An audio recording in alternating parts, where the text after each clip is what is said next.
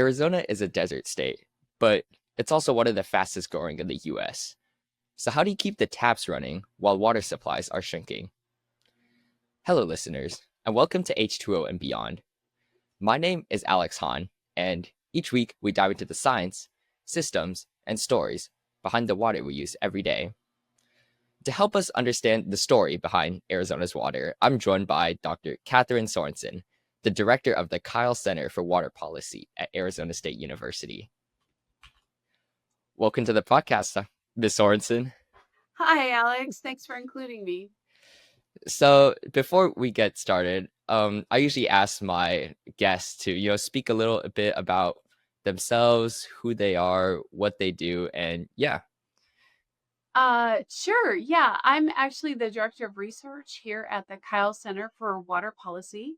We are an independent, neutral think tank here at Arizona State University that remains focused mostly on water issues in the Western United States, particularly Arizona. We do a lot of work on groundwater issues and Colorado River issues and reclaimed water and all the fun policy issues that make water in the West so interesting. Great. Thank you for that. And so for, listeners who aren't familiar, why is water such a uniquely important issue in Arizona? I would argue that water is a uniquely important issue everywhere, right? I mean, Mhm. we know that water is the foundation of public health, economic opportunity, and quality of life in any community. And all you have to do is go to a community that lacks potable, safe, clean water to understand how important it is. But of course, here in the West, we do have particular challenges. Mhm. It's called the arid West for a reason. It is quite arid out here. We don't have nearly as much water as folks on the East Coast and other parts of the country. And so, yeah, some of our challenges are really unique. And to add to that, we've been going through about 25 years of drought. It's not just a bad drought, it's actually one of the worst droughts that they can find using tree ring records going back to about 1200 years. So, it's an exceptional situation and presents many challenges for us here. And is, the problem with the West being dry, does that have to do with, geography, climate change? What's caused that for you guys? It's the geography of the United States. Mhm. So, at about the 100th meridian, though, I guess that changes slightly. In the Midwest and the East Coast and the South, there's more rainfall, and out here in the West, there's less rainfall and snowpack, and so that makes a material difference in our rivers. Yeah, I think on the East Coast here, we're dealing with another issue, which is too much water. We have too much rainfall these days, and so yeah, it's the complete opposite from what you guys are dealing with in the West. It's interesting that you bring that up because it's actually one of my favorite points. There are a lot of challenges associated with the scarcity of water. It is difficult and expensive to move water from where it is to where you want it to be to meet demands in an arid environment, but it is less expensive and less difficult technologically Mhm. in orders of magnitude compared to moving water away from where it is causing harm in the case of flooding or seawater intrusion. And so I like to, well, it's not a pleasant thing, but what I'll say is that, both parts of the country, both East and West, have their challenges with water. And, um, you know, those are expensive and difficult to deal with. Mhm. For my part, I'm used to dealing with scarcity. I see. And so I did some of my own research on Arizona's water issues, and I Mhm. actually found something quite interesting, which is that 41% of your state's water supply actually comes from groundwater. And for me personally, I would have never imagined that, in a desert state like Arizona, you guys would have such a large groundwater capacity under the desert. And so can Yeah. walk us through what exactly groundwater is and why Arizona has such a large supply of it? Really great question. So, groundwater is literally water that exists beneath the surface of the earth. It is underground, thus the name. And yeah, it is interesting that Arizona has a lot of groundwater. But one of the reasons we do, again, goes back to geology, and Arizona is what is called basin and range territory. And what that means is that we have these large mountain peaks, large mountain ranges, but between them are these big basins or valleys. And over time, precipitation from the mountainous areas has flowed through rivers and streams into these valleys, and water has been deposited in these large basins or valleys over eons. And so the result is that we actually have a very large amount of groundwater in the state of Arizona, though unfortunately we have been depleting that groundwater at higher rates than it is annually replenished. And so as a result, we have some real problems with groundwater depletion in our state. And so you mentioned that this water was deposited over like eons of age. So it like one like one really big rainstorm, it won't do anything to help replace the groundwater. No.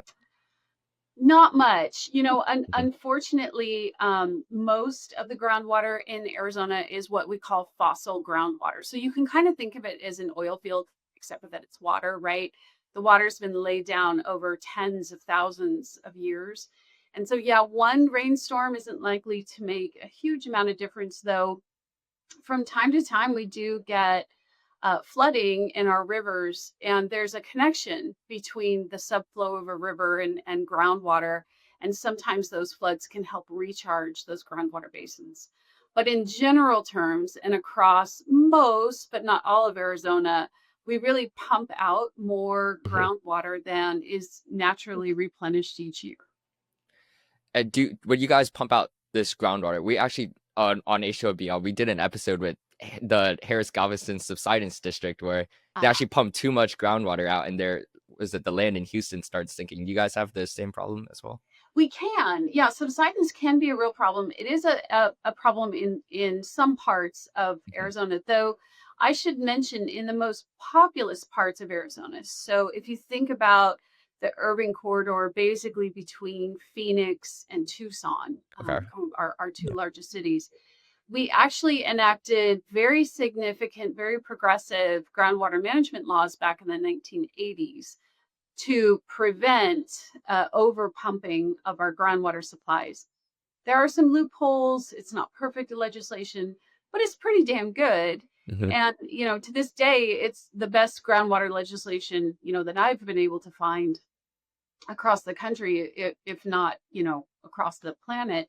And as a result of that legislation, basically, cities like Phoenix and Tucson are not allowed to deplete those fossil groundwater supplies. And so, yes, there are some problems with subsidence in Arizona, but not nearly as much in the most populated parts of the state. So you mentioned that the cities don't actually get to use this groundwater. So who actually uses it? So well, that's a complicated Mhm. response. Let me try to go through that. Cities are allowed to use groundwater, but to the extent they use it, they actually have to replenish it. And there's a couple of different ways that you can replenish it. It's called artificial aquifer recharge. But basically, you can take some other supply of water, for example, a surface water supply like our local salt and Verde rivers, or reclaimed water that's been treated to high standards, and you can basically help it artificially percolate down into our aquifers. So cities can use groundwater, but they have to replenish it. They can't mine groundwater. But there are loopholes in our laws, and other sectors are allowed to basically mine fossil groundwater.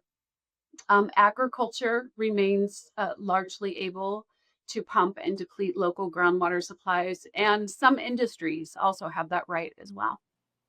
And you mentioned that you guys actually have to replenish the groundwater and be able to use it. So is this similar to like the Orange? Are you familiar with like the Orange County system with what Yeah, they? but I like to think that we Arizonans do it better. Yes, it's similar, right?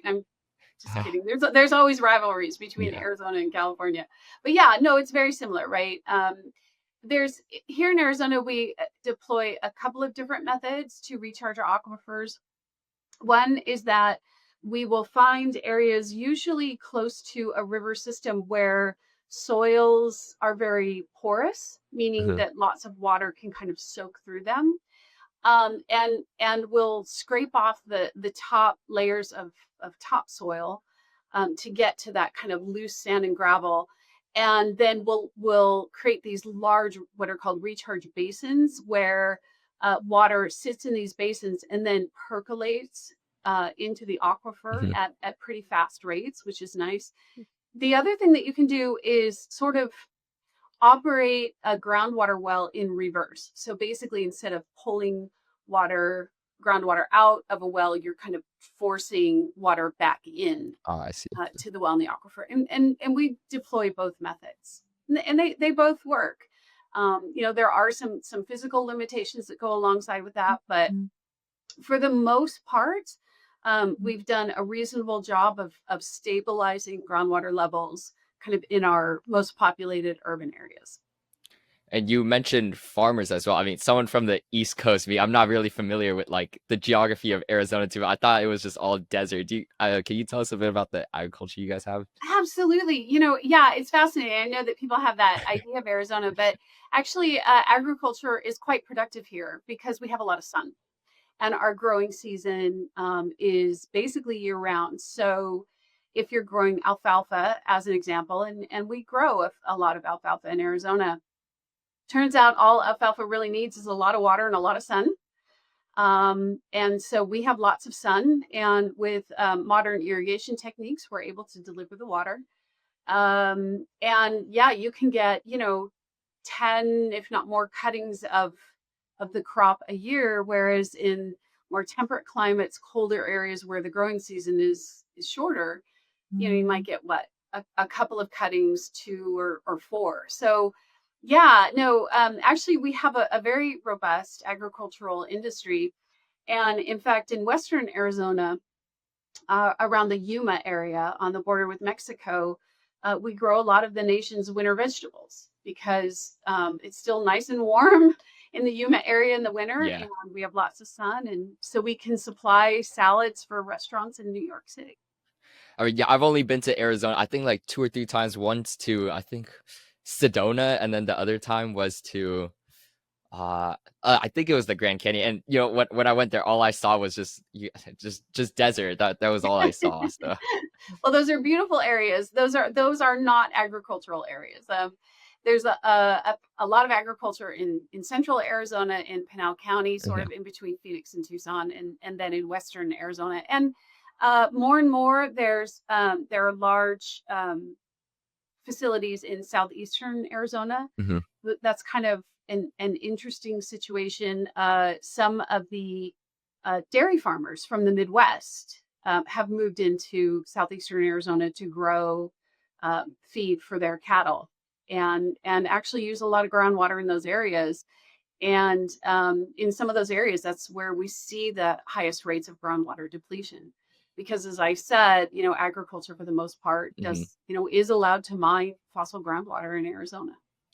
And how do you exactly like extract this groundwater? Is it from a well Yeah, or? yeah, from a well. And our aquifers do tend to be fairly productive, meaning that there's a large amount of water there, and the geologic formations are such that a well can bring forward a large amount of water when you pump it. I see. And I'm wondering for the other 59% of Arizona's water supply, where do you guys get that from? So yeah, we have a lot of groundwater, as you mentioned. Arizona has access to a large amount of Colorado River water. Yeah. Some real challenges on the Colorado River. We can talk about that if we have time. There are also, of course, local streams and rivers. People have this idea that it's all desert, but of course we have rivers and streams. And importantly, in the Valley of the Sun, where I live, in the Phoenix area, we have the Salt and Verde rivers, two of the state's largest, main rivers. And they're, they flow through the Valley of the Sun. They have flowed through here for, since time immemorial, and were the basis of the ancient Hohokam civilization that first farmed this valley.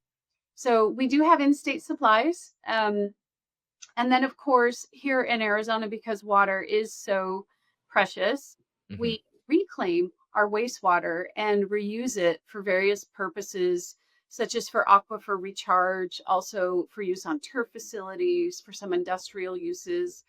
Um, the Palo Verde nuclear power plant, which I believe is the nation's largest nuclear power plant, Hmm. it's out here west of Phoenix, and it is the only nuclear power plant that is not located on a major body of water. It is the water for its cooling towers are fed with reclaimed wastewater from the Phoenix area. So it's kind of a cool nexus Yeah. between water and power. And this reclaimed water, does it have to be like ultra pure in order to um cool the nuclear power plants, or was that something I It might be doesn't, and mixing something up? it's not ultra pure. Okay. It does have to meet certain salinity standards when we deliver it as reclaimed water. But no, what happens though is, to the extent there's more salt in water that is used for cooling towers, you can't continually reuse it for that purpose. Uh, you can imagine if there's too many solids, basically too much salt and other minerals, it kind of gums up the cooling system. And so what they say is that they can't get as many passes out of that water as they otherwise would. If the water has less salts in it, they can kind of keep reusing it over and over again. So it's a limitation, but yeah, I don't know if that makes sense. Yeah.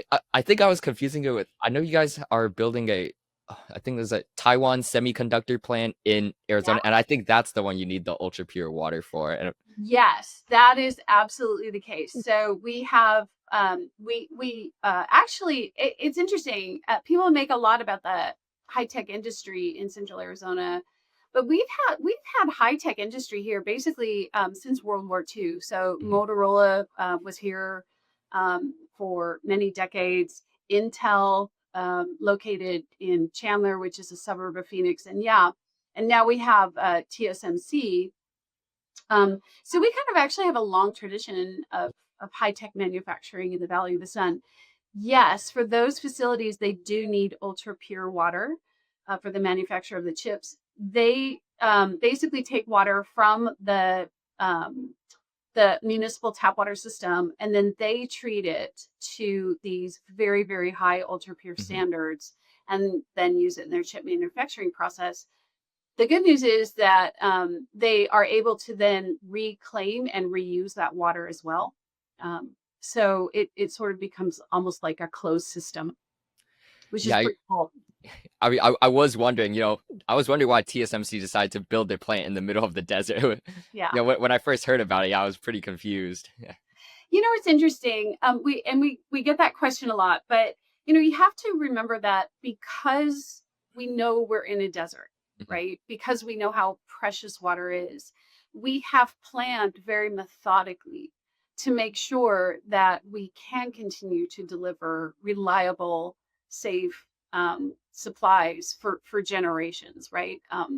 Necessity is the mother of invention, and Uh-huh. drought and scarcity are things that you can plan for, as opposed to other natural disasters like hurricanes or tornadoes or earthquakes, which tend to be stochastic in nature, right? It's a little more difficult to plan and mitigate for those.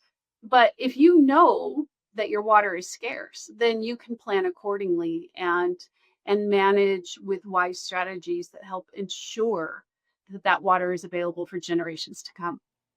And are there regions of Arizona that are more prone to or more vulnerable to water scarcity than others, or is it just kind of the same everywhere? It's a mix. Hmm. Fortunately for Arizona, groundwater is very broadly available, which is great. But again, because our groundwater is very old, it's what we call fossil groundwater. It's sort of your savings account as opposed to your checking account. and you always want to be careful not to deplete your savings account too much. Yeah. But yeah, no, I would say that water availability does vary across the state.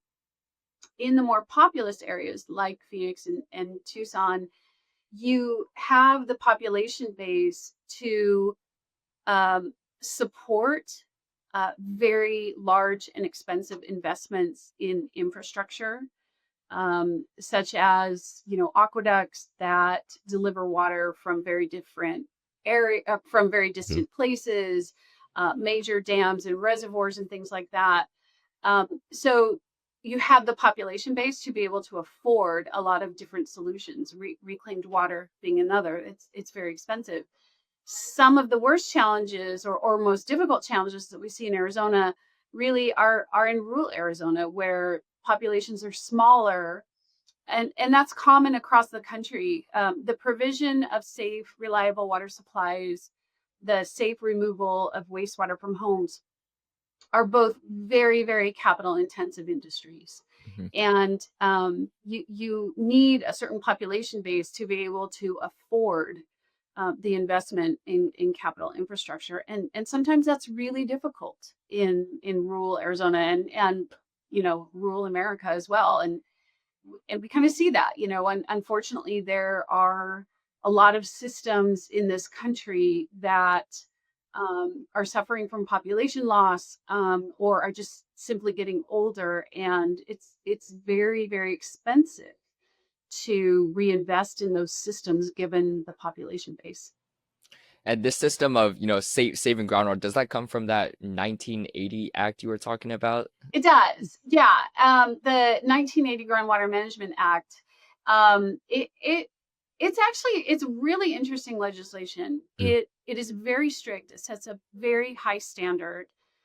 Basically, under the 1980 Groundwater Management Act, cities are not allowed to grow in population. They're not allowed to develop based on depleting groundwater. They are forced to find renewable water supplies, such as reclaimed water. And the legislation also created what is called the Assured Water Supply Program.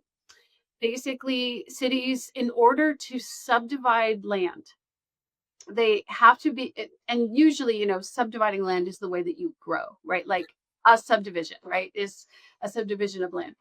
They first have to show that they have enough water to support that subdivision for 100 years. And you can imagine that's a really tall order in the middle of the desert. It is a very high bar, but it's a necessary one, because if Arizona isn't able to show with absolute certainty that it can deliver safe, reliable water Mhm. for generations to come, then frankly, people won't invest in our economy, right? So it's a high bar. I think it's the highest bar in the country. I certainly haven't seen a higher one, but I think it's a really important one, and one that has served us very well. It's one of the reasons why TSMC was willing to invest in our economy. Oh, it's because of that guarantee that, they would have enough water for 100 years to keep their plant running, right? Yeah, the city of Phoenix is designated by the Arizona Department of Water Resources as having a 100-year assured water supply. Yeah. I see. And, does some of your water supply, does that also come from that? I think in one of our previous episodes we covered, you guys had like central Arizona Yeah. canal. So, yes. So the Colorado River water is delivered Mhm. into central Arizona, into the Phoenix and Tucson areas through what is called the Central Arizona Project, which is a large aqueduct and associated pumping stations that takes water literally, hundreds of miles. I think in total it's about 330 miles long. It takes Colorado River water all the way from western Arizona into and delivers it into Phoenix and Tucson. It is a major source for those areas. And as I'm sure you've read in the paper, the Colorado River is in real trouble. It is, the water levels in Lake Powell and Lake Mead are declining. The river system is over allocated. We've been experiencing 25 years of horrific drought. So there are some real challenges there. And In central Arizona, we have already been cut back on the amount of Colorado River water that we're allowed to take through that canal. So yeah, that's a big deal. But again, I will say, we have alternative supplies to fall back on, and have been planning methodically to ensure that we can still deliver reliable tap water. To build this canal, you guys had to have like a legal battle with, was it California? Oh yeah, well sure. I mean, out here in the West, all the states are always fighting about water. But yes, that's true. The back in the day, so Arizona is has been growing a lot, as you mentioned, and our population, gosh, I don't know, I want to say it's around 7 million, if not more now. But you can imagine back in, let's say, the 40s and 50s, there, frankly, weren't very many or nearly as many people here. And Arizona really couldn't afford to pay for this aqueduct on its own and needed the federal government to help fund it. And California really didn't want Arizona to complete this aqueduct because California was happy to use whatever Colorado River water Arizona couldn't use, right? So California kind of knew, to the extent we built this canal, that would mean less water for them. So the compromise that was reached to get it through Congress for federal funding back in 1968 was that Arizona would get the federal funding to complete the canal, but when there's not enough Colorado River water to go around, that Arizona would take cuts first. And that's where we are today, these decades later. There's not enough water to go around, so Arizona gets cut first. I think this gives us like a nice transition to like senior water rights and Native Americans. And I did an interview with Mr. Brad Udall from Colorado State University, and we did talk about how Native Americans actually have the most senior water rights, but they actually have some of like the worst water scarcity issues in the state. It's a conundrum, right? Yeah. It's yes, Native American. So the Western water rights are based on the concept of first in time, first in right. Like, little kids know that system is dibs, right? Like, I Yeah. call it first, so I get it, right? That is the basis of Western water rights. And of course, who was here first? Native Americans. And so, yes, they tend to have some of the highest priority water rights in the system. In fact, the Colorado River Indian tribes in Western Arizona, which is a consortium of different tribes, they have the largest and most senior right to Colorado River water in the state of Arizona. But those Native American rights are relatively well established. They exist, but it's not enough just to have a right to water, right? That's a paper document. You then actually need to make use of it in the priority system. And if you don't make use of it, whatever you don't use as a senior user, junior users get to use instead. And that's kind of that's our system of water. That's how you make full use of water in a scarce river system. And unfortunately, many tribes, for historic reasons, have been unable to afford these expensive potable distribution systems. And therefore, yeah, there are some real gaps in availability of potable water in different tribal communities. Some, the Navajo Nation, as an example, have made, they operate their own water utility, and they've really made amazing strides at extending access to these potable water distribution systems. And I could name tribe after tribe. They're all really working very, very hard to extend that availability. But tribes are sovereign nations. The state of Arizona does not have control over tribal sovereignty, and so those are issues for the tribes themselves, their own tribal utilities, and as well as the federal government to help implement. In Arizona, we have a large number of Native American tribes, and we've gone through the the difficulty, I will say, the difficulty of sitting together and coming up with water rights settlements so that there is better certainty or more certainty about who has access to different water supplies.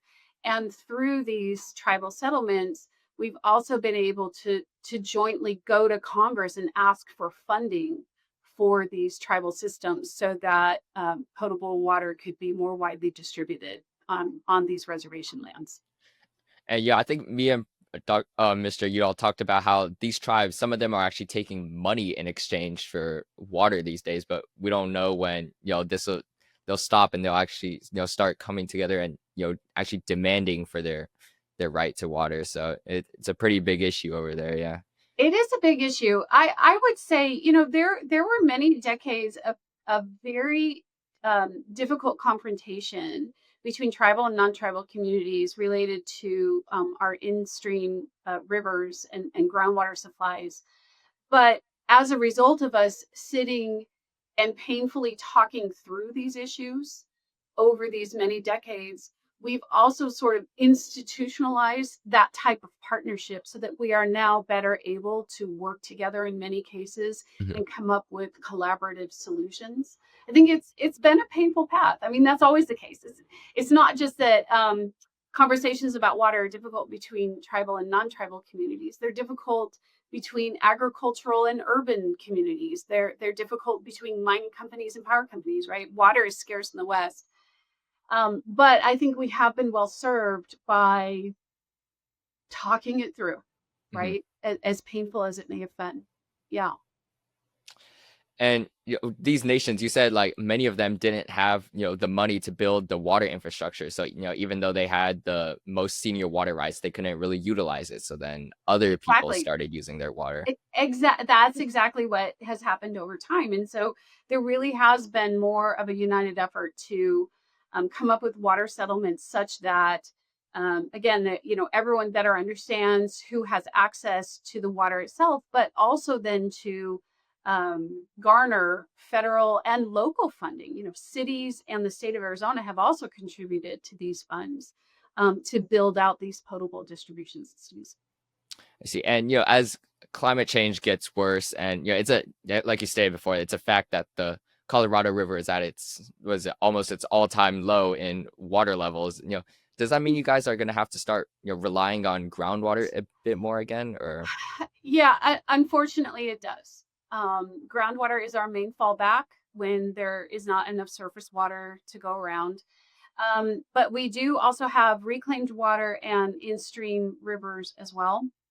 But I will tell you, the first and best fallback is, of course, water conservation, right? So when you have less water, to the extent you can find ways to be even more efficient in your use of it, that can really mitigate a lot of your problem. And we've seen that over time. Just as an example, in the city of Phoenix itself, per capita water consumption has fallen like 30% over 20 years, and other utilities could state similar statistics. To the extent we can use our water most efficiently, we can mitigate and potentially, in some cases, even solve some of these problems. How have you guys been, incentivizing your residents to save water?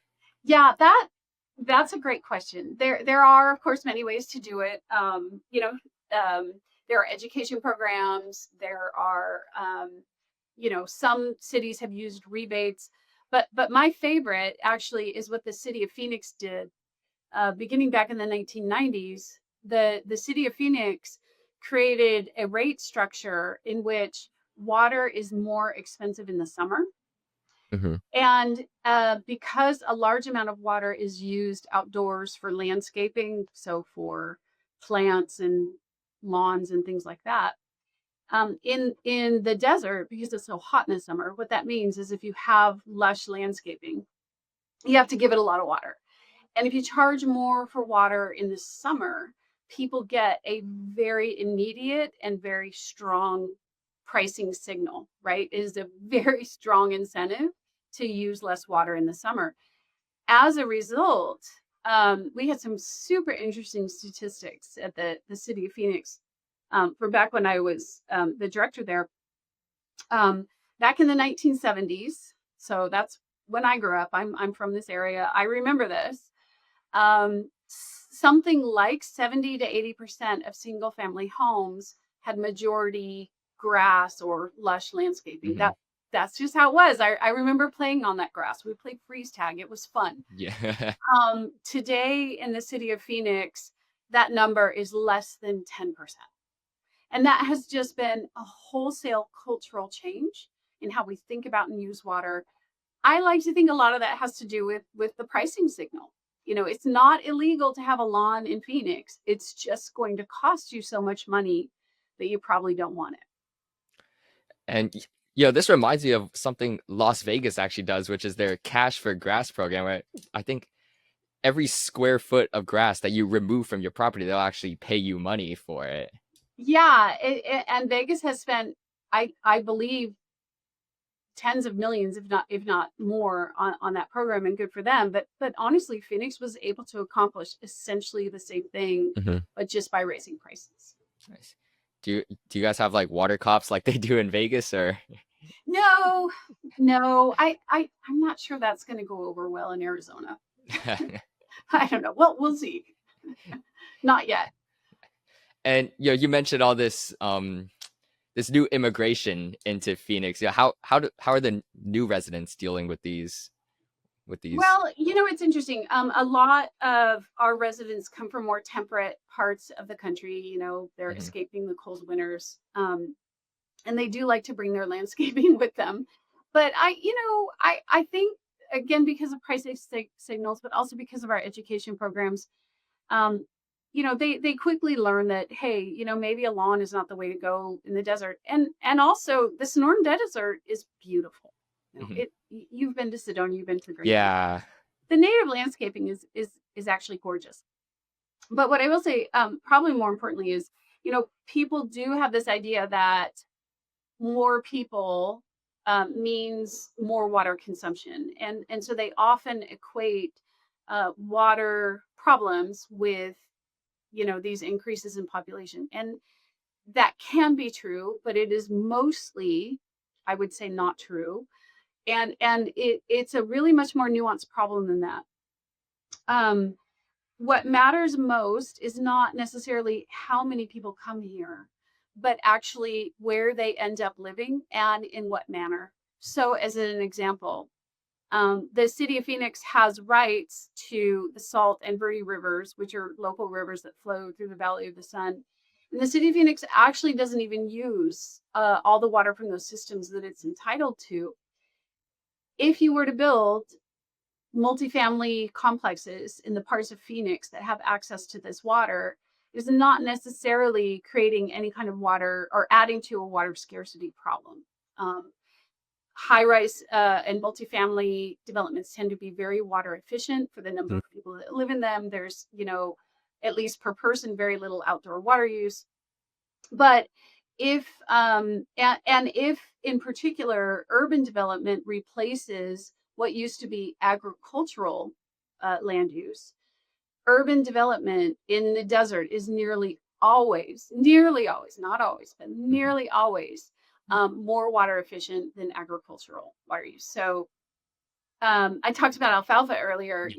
It takes probably on the order of 6 acre-feet per acre to grow alfalfa in the hot desert sun. Uh, Urban water use per acre in the Valley of the Sun averages about 1.3 acre-feet per acre. So to the extent you're urbanizing and bringing more people here, but you're replacing agricultural water use, you're actually potentially using less water. Mhm. So population and water use are certainly connected, but it is um, much more nuanced than people imagine. And in total, the state of Arizona really has been able to grow, particularly because it has, for the most part, as that population growth has occurred, it has replaced agricultural lands. So we've been able to grow without, on the whole, using more water, which is kind of interesting. And how are farmers dealing with the recent issues with water recently? Like the Colorado River is all time low. How are the farmers dealing with it? So they're are farmers in central Arizona, so in the area between Phoenix and Tucson, who lost their access to Colorado River water and have subsequently had to fall back onto groundwater. So that's a story of hardship for them. But in western Arizona, along the main stem of the Colorado River, farmers actually have very high priority water rights to the Colorado River and have not been cut back. So it sort of depends on where you are. And then there are parts of Arizona where agriculture always has been and continues to be fully reliant on groundwater. And so surface water availability matters less to them. I see. And as for the urban developments, have you guys considered, like Vegas has just banned evaporative cooling for their AC systems. What about you guys? The old swamp coolers. I Yeah, grew the up old with a swamp swamp coolers. cooler, and gosh, that's some of the coldest air you can possibly get. I love a good swamp cooler. You know what? We have not generally needed to ban them because Hmm. they really this is my limited understanding, but my understanding is that the non-evaporative air conditioners are cheaper for the developers to install, and so honestly, it's rare that you're going to find a swamp cooler in Phoenix, and I think that's just kind of happened naturally. Yeah, no, those evaporative coolers, they're like really big, and it's such a pain in the butt that And I they're know up on the most roof, people and won't. it's like a whole thing, and so I mean, honestly, Yeah. I think they kind of naturally got phased out. Yeah. And so, besides the incentives that you said, the tiered water pricing that's higher in the summer and your education, is there anything else that you guys do to encourage Oh, residents to save water? everything all in, right? Hmm. I mean, there are constant education programs. There are rebate programs. In fact, here at the Kyl Center, we just put out a paper on some of the ordinances that cities use to deal with large water users, such as data centers and whatnot. So no, I mean, I think you can envision our approach to both water conservation and water management as all in, all the time, throw everything at it, Hmm. right? And that's kind of what you have to do out in the middle of the desert. What's the Kyle Center been doing recently in terms of water in Arizona? Yeah, so we just actually put out an explainer about what happens if the 7 states and the Republic of Mexico are unable to come to an agreement Hmm. about operating rules on the Colorado River. Um, that's not a pretty picture, um, but we put out a paper so that people can better understand what that means and what it might entail for them. And like I said, we put out a paper on large water users. How are different cities approaching large water users in their municipal water systems? I see. And what solutions give you the most hope for Arizona's water future?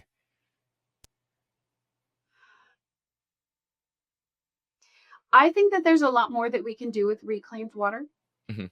We do reclaim wastewater very extensively. We do reuse it for many purposes. But I think we can be more strategic in how we use that reclaimed water, and I think we can increase how our efficiency in using that water. And I think that's really important because reclaimed water is a very secure and stable supply. People are always going to need to flush the toilets. They're always going to need to take a shower. They're always going to be cooking and cleaning and putting Hmm. water down the drain. So it's a supply that is, very constantly available. And so to the extent we can really be using that to its highest and best purpose, I think that can solve a lot of problems for us. I think we need to do more in terms of outdoor landscaping. I mentioned to you those wonderful statistics about, it used to be 80% single family homes had grass. Now Hmm. it's less than 10% in the city of Phoenix. But I think there's even more that we can do. And it's not just about grass versus desert landscaping, it's about maintaining those systems. It doesn't matter if you have a very desert adapted landscape if your outdoor irrigation system is leaking, right? So I think that there's a lot that we can do in terms of water conservation that makes a material difference. But honestly, the thing that gives me the most hope about confronting challenges in Arizona regarding water is that you have a host of water managers and stakeholders who are very innovative. They are very collaborative. They work very diligently and plan very methodically to overcome these challenges. Mhm. And I have confidence that they will. We have a long history of planning wisely for water in the desert, and I think we will be able to continue that legacy and improve on it in the future. For this, reclaimed wastewater, have you guys considered legislation that allows for direct potable reuse where We actually have that. So direct potable reuse is legal in the state of Arizona. The city of Phoenix and other suburb cities are in the process actually of creating or um, investigating, designing, and then hopefully building a large reclaimed water system that allows for what we call advanced water purification, to be able to directly use that reclaimed water in potable systems. And the city of Phoenix actually is in the process of developing one of those plants in North Phoenix as we speak, and just received a grant from the Department of the Interior to help with some of those costs. So that's coming. That's coming. okay. Sometimes people get a little worried about the Uh-huh. quality of that water in a potable distribution system, but It's I think it's it's some of the cleanest water you can get out of it, right? oh, Yeah, it's 100%. And the other thing to keep in mind is that all water on this planet is recycled. yeah. That, the Mississippi River, right? I mean, think about there are cities upstream and there are cities downstream, right? What happens in Vegas doesn't stay in Vegas. It comes, downstream to San Diego, Los Angeles, Phoenix, and Tucson, right? I mean, all water on this planet is recycled. And I don't know if you can find water that hasn't already been through a plant or an animal or, at some point. So, but I get people get nervous about that. But the technology is proven, it doesn't worry me at all. And actually, one of the things that has been most successful in that regard is we went through a really big effort here in the Valley of the Sun to brew beer with reclaimed water, and do public outreach with this water, and people love it, right? So I think it's a matter of just communicating wisely, and beer is kind of the universal communicator. Yeah, I think this is where you like to think Arizona does things very. California is still working on their direct potable regulations, while Arizona's already got it passed. So They'll get there. yeah, yeah, and as we sort of wrap up this episode, are there any last words you'd like to say to our audience? No, I think you hit the high points. All parts of the country have their water challenges. Technology and solutions are known. The politics are sometimes really, really tough, but I'm optimistic that we will find ways to collaborate and innovate and ensure that people have safe, clean water. We have to. We can't fail. Yeah. Well, thank you, Dr. Sorensen, for being a guest on H2O and Beyond. It was a pleasure having you. It was super fun. Thanks for inviting me. Well, listeners, if you found this episode helpful, please share it with your coworkers and friends. And if you have any episode suggestions for the podcast or general feedback, there'll be a Google form linked in the description for that as well. Don't forget to follow and subscribe to the H2O and Beyond socials through the links in our bio. I'm Alex. Thank you for listening to H2O and Beyond. Stay curious and stay hydrated.